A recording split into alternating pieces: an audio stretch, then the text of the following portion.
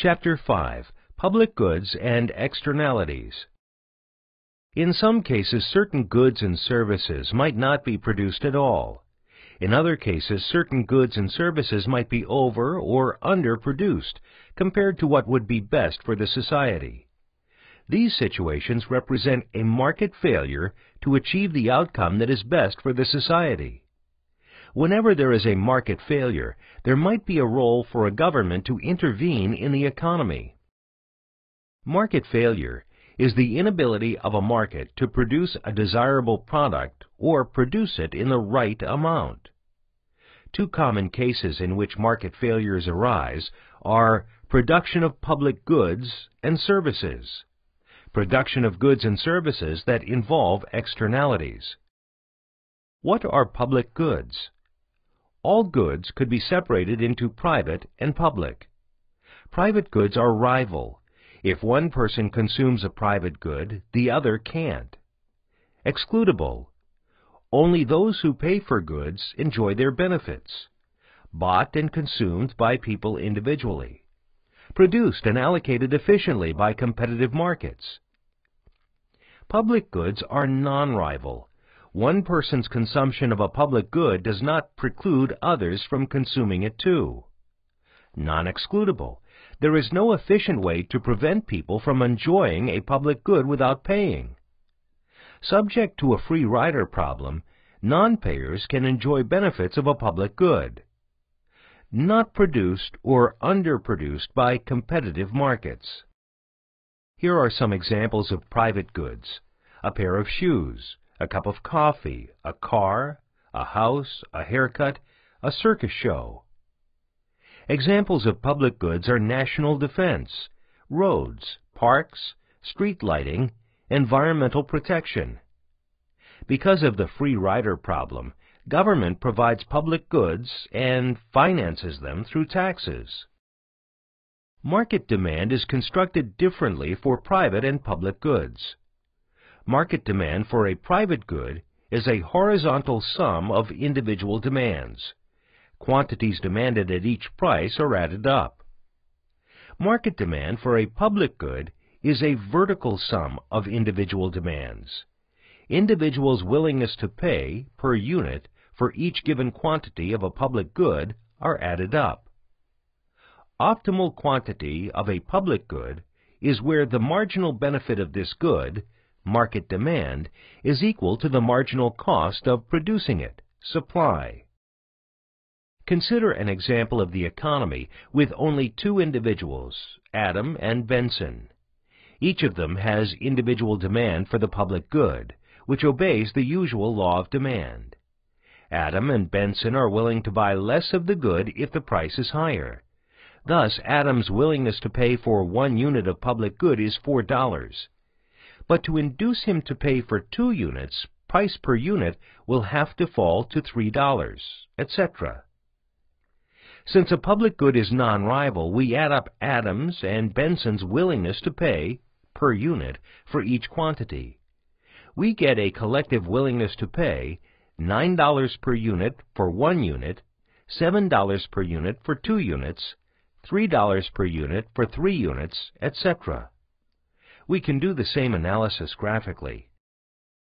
Start with the bottom graphs that give us individual demand curves. Add them up vertically to get the collective demand curve. If supply is given by the supply curve S, the optimal quantity of the public good would be 3, and the price will be $5. At this price, the collective willingness to pay for the public good is equal to the cost of producing this public good. Now, let us turn to externalities. An externality occurs when some of the costs or the benefits of a good are passed on to, or spill over to, someone other than the immediate buyer or seller. Externalities are benefits or costs that accrue to some third party that is external to the market transaction. Externalities can be positive or negative. Negative externalities are spillover production or consumption costs imposed on third parties without compensation to the third party. Positive externalities are spillover production or consumption benefits conferred on third parties without compensation from the third party. When externalities are present, equilibrium output is not the same as optimal output. With negative externalities, the producer's supply curve is below, to the right of, the full cost supply curve. Therefore, equilibrium output is greater than optimal. In other words, over-allocation of resources. With positive externalities, the market demand curve is below, to the left of, the full benefit demand curve. Therefore, equilibrium output is less than optimal. In other words, under-allocation of resources. Graphically, consider negative externalities when the full cost of production is higher than that internalized by the producer, such as with pollution from factories. Then the total supply curve will be higher than the producer's, and therefore optimal quantity will be lower and price will be higher than in equilibrium. In other words, there will be over-allocation of resources to the good with negative externality. Now consider positive externalities when total utility from a good is higher than individual utility, such as front yard landscaping. Then the total demand curve will be higher than market demand based on individual demand curves. As a result, optimum quantity of a good that has a positive externality will be higher than the equilibrium quantity. In other words, there will be under-allocation of resources to this good. How to resolve the externalities problem? A few ideas were proposed. Individual bargaining. When property rights are clearly established, externality problems can be resolved through private negotiations. Coe's theorem. Liability rules and lawsuits. The perpetrator of the harmful externality is forced to pay damages to those injured. Government intervention. Direct control through legislation. Specific taxes to bring producers' supply curve closer to the full cost supply curve. Subsidies and government provisions for goods and services with positive externalities. Market-based approach. Government can create a market for externality rights, such as emission permits. To finance government provision of public goods and subsidies, and government provision in case of positive externalities, government is levying taxes on households and businesses. How is this tax burden, the total cost of taxes imposed on society, distributed? Benefits received principle. People who receive the benefit from government-provided goods and services should pay the taxes required to finance them. Ability to pay principle. People who have greater income should pay a greater proportion of it as taxes than those who have less income. The following two concepts are useful when discussing taxes.